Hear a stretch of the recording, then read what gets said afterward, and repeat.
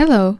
Today I will show you how to easily and safely remove and replace the earpad cushions on the JBL Live 660 NC wireless headphones. As you can see, someone has tried to remove the earpads incorrectly and damaged them.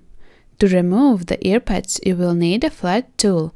Even a butter knife will work well for this. Slide it between the earpad base and the headphone housing and gently push the earpad off. Pads are attached to the headphones using plastic hooks. As you can see, the previous person who tried to remove the earpads damaged one of the plastic hooks. I hope you will be more careful and get it right.